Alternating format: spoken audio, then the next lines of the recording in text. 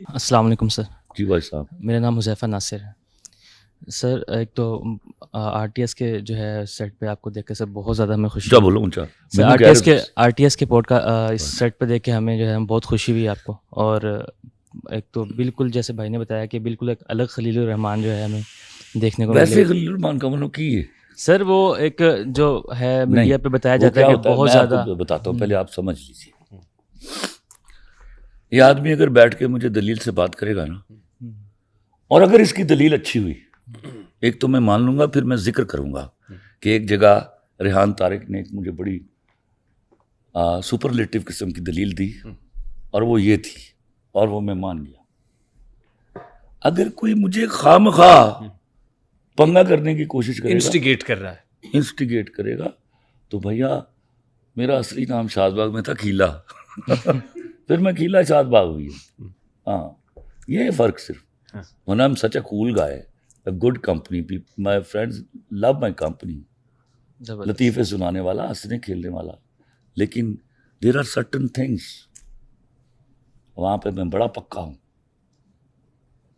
ये मसला। मुझे खलीलुर रहमान कमर साहब ने गुज़श्ता पॉडकास्ट में एक जुमला हुआ था और फिर मैं कन्विंस हो गया था।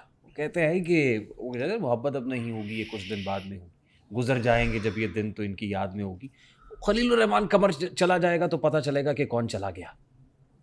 तो आई मीन जब एक बंदा आप समझ मैं रहे इसलिए हैं नहीं, कौन मैं है। देखो मैं आपको बताऊं, मेरा असली नाम है खलीलुर रहमान। कलमा पढ़ के कहता हूँ खलीलुर रहमान कमर जिस आदमी का नाम, उसकी मैं भी इज्जत करता हूँ। इज अ गिफ्टेड गाय।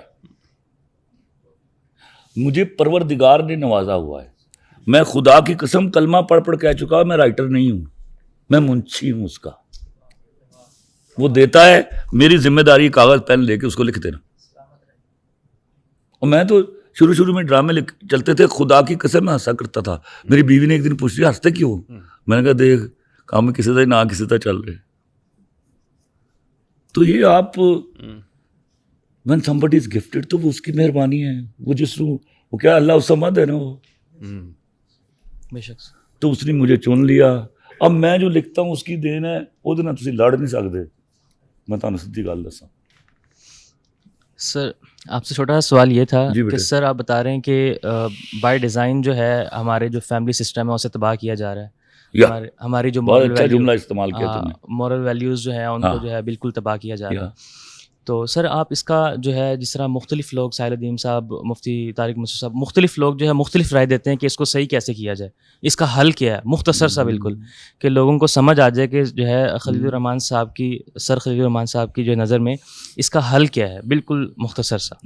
मैं खाली प्रॉब्लम तो डिस्कस ही नहीं करता मेरे लाल। मैं तो बापू को सोल्यूशन एजुकेट बताता करने हूँ। वाली बात वही तो थी। आप वहां से शुरू होइए, वो बहुत बड़ा मसला है।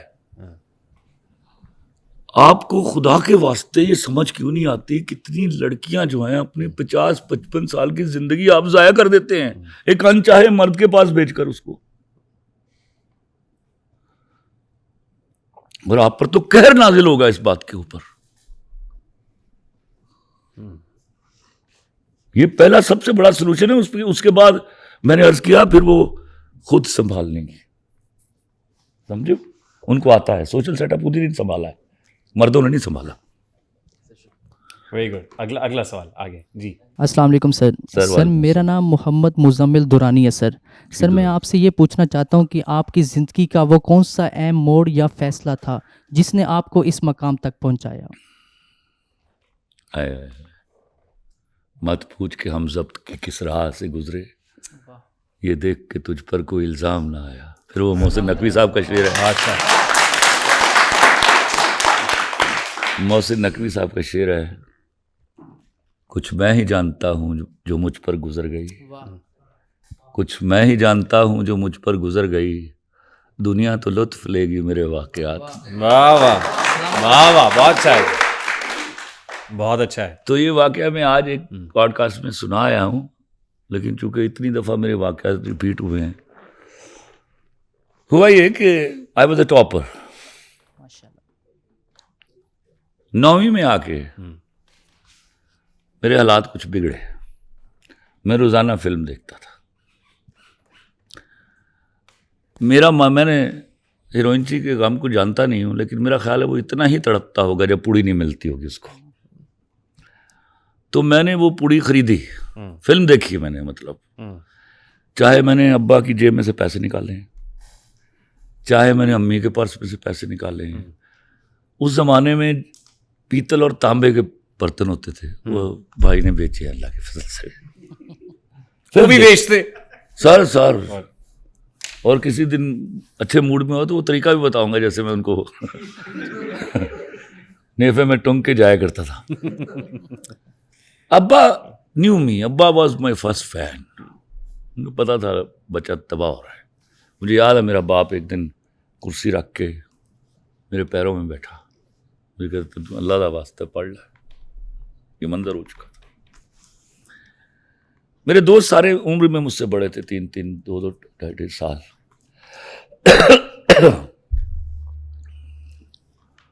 एक दिन मेरे अब्बा ने, हम गरीब लोग थे, 100 का नोट शायद उस वक्त बड़ा नोट था सबसे, 500 का नहीं आया था। मेरे अब्बा ने मुझे बुलाया, मुझे सौदा लेने के लिए नहीं भेजते थे, मुझे पैसे दो मैं फिल्म देख जाऊंगा। अलानिया मार खाता था, वो कोई मैटर नहीं करती थी मेरे लिए। मुझे ये 10वीं का इम्तहान होने में 3 महीने बाकी थे, मैट्रिक का इम्तहान होने में। उन्होंने 100 रुपये निकाला और मुझे दिया। पहले तो मैं अब्बा पे हैरान हुआ कि आपकी इतनी समझ कि डायरेक्ट मुझे 100 रुपये ही दे रहे हैं। 10 रुपये मिल जाते तो 3 दिन में फिल्में देखता था, याद रखना। 10 रुपये अब्बा की जेब से निकाल लिए तो 1.25 रुपये की टिकट देखना, आगे बैग था भटूरों के पैसे और साइकिल का किराया। मैंने कहा जी ऐ तेरे खर्च ले। मैंने कहा वाल साहब ज़हनी तवाज़ुन ठीक नहीं रहा। मैं जी मतलब मैं खर्च लूँ? उन्होंने कहा खर्च ले। या अल्लाह खैर। मैं कहा जी फिल्में वेख ला? कहते वेख ला। अंगुश्ते बदिंदा मैं घर से निकलता हूँ, दोस्तों को बुलाया, और मैं पहले फिल्मों के पैसे मैं ही दिया करता था, ठीक, चाहे मैं चोरी करके दूँ, कुछ करके दूँ। सारा हमने 4-5 दिन लगाए, लगातार फिल्में देखी, लगातार एक सिनेमा से निकलते दूसरे फिल्म में। एक अच्छी आदत थी, मैं 9 से 12 शो का शो नहीं देखता था। ये कोई तस्वर नहीं था। 4-5 दिनों बाद पैसे खत्म हो गए।